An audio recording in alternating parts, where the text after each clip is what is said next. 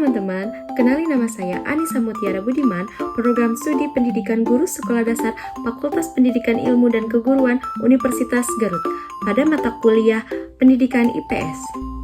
Nah, pada simulasi pembelajaran ini, saya akan menggunakan mode pembelajaran problem solving dengan submateri upaya menghadapi globalisasi. Nah, teman-teman, apa sih yang dimaksud dengan mode pembelajaran problem solving? Mode pembelajaran solving adalah cara mengajar yang dilakukan dengan cara melatih para murid menghadapi berbagai masalah untuk dipecahkan sendiri atau bersama-sama.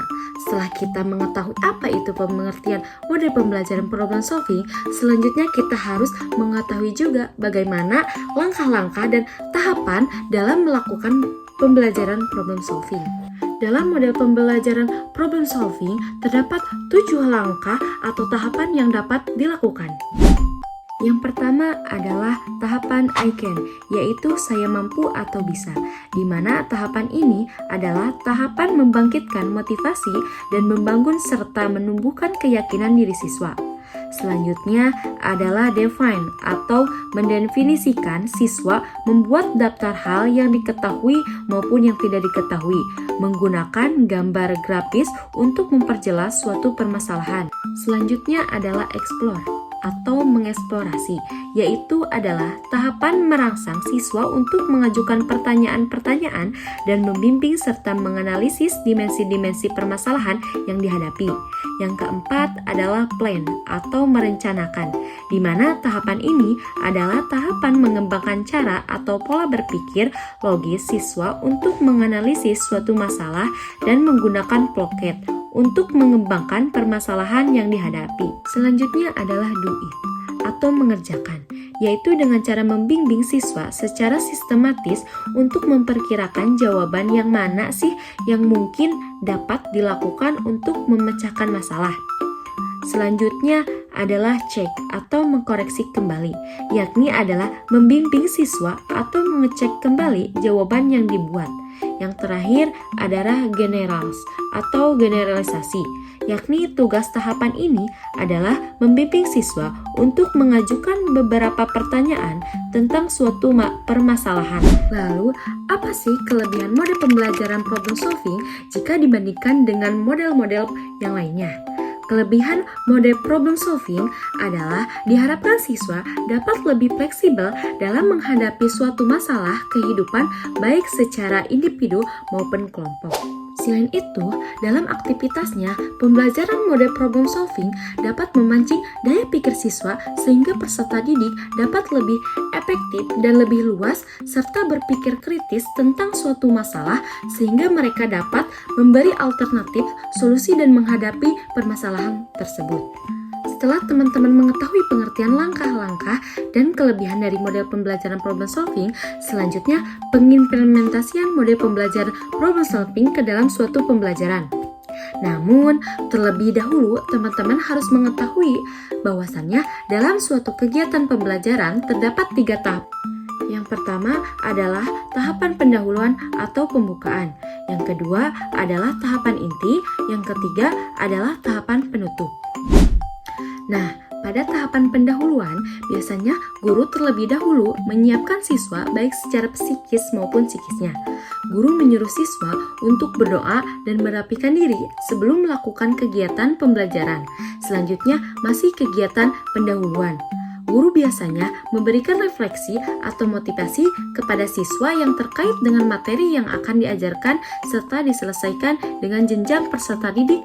Selanjutnya adalah guru merefleksi pembelajaran minggu kemarin yang kemudian akan dikaitkan dengan materi ajar minggu sekarang. Nah, biasanya guru akan melemparkan beberapa pertanyaan kepada siswa agar siswa dapat mengingat kembali materi pembelajaran pada minggu kemarin. Yang terakhir adalah pada tahapan pendahuluan, biasanya guru akan menyampaikan tujuan pembelajaran serta kompetensi dasar dan mencakupan yang disesuaikan dengan silabus atau tahapan. Yang kedua adalah kegiatan inti, di mana kegiatan inti terdapat pengaplikasian model pembelajaran, metode pembelajaran, media serta sumber belajar. Yang pertama saya lakukan pada pembelajaran ini, saya menyediakan kelompok belajar siswa yang dimana satu kelompok itu terdiri dari 4 orang siswa. Sebelum memulai kegiatan pembelajaran, alangkah baiknya guru menyampaikan pengantar materi dan menjelaskan tentang materi terkait contoh pada sebab upaya menghadapi globalisasi. Saya terlebih dahulu menyampaikan materi tentang upaya menghadapi globalisasi.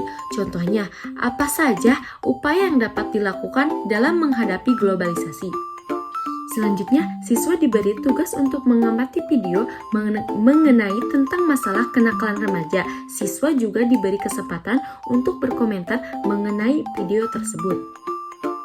Pemirsa, sejumlah remaja laki-laki dan perempuan yang tengah menggelar pesta miras di sebuah kamar kos di Tasikmalaya, Jawa Barat digerebek petugas.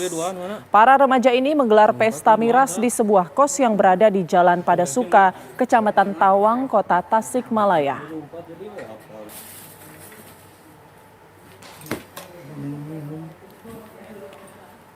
Penggerebekan dilakukan setelah polisi menerima laporan dari warga setempat yang merasa terganggu dengan perilaku para muda-mudi tersebut. Dari hasil penggeledahan, polisi menemukan 2 botol besar air mineral berisi minuman keras jenis ciu yang dicampur dengan minuman energi. Usai digerebek, seluruh remaja ini langsung digelandang ke Mako Polres Tasikmalaya Kota guna dilakukan pembinaan.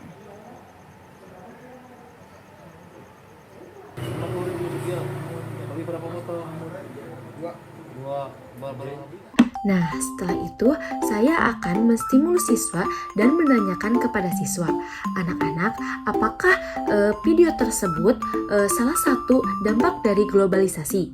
Jika iya, dikatakan apa dan bagaimana upaya yang dilakukan dalam menghadapi dampak globalisasi tersebut. Penyampaian selanjutnya saya menugaskan kepada siswa untuk mengamati lingkungan sekitar selama kurang lebih 10 menit. Dan selanjutnya, siswa diminta untuk kembali ke kelas untuk melakukan sesi diskusi dan menghimpun beberapa temuan atas identifikasi mereka di sekitar sekolah. Lalu mereka mengklarifikasikan manakah yang termasuk ke dalam kenakalan remaja dan berikan alternatif dan solusinya. Setelah kegiatan mengamati selesai, kita kembali dalam kegiatan menanya, di mana guru akan memperluas bahan ajaran atau memperluas pertanyaan untuk dilemparkan kepada siswa. Contoh memperluas, kenakalan remaja jadi upaya apa saja yang dapat dilakukan dalam menghadapi globalisasi di bidang tersebut. Teknik penilaian yang saya gunakan, model pembelajaran problem solving adalah penilaian otentik, yaitu penilaian dari segi sikap, pengetahuan, dan keterampilan. Adapun instrumen penilaian berupa sikap, spiritual, dan sosial, yaitu lembar jurnal pengetahuan, lembar uraian keterampilan, rubrik penilaian kinerja, dan rubrik penilaian produk.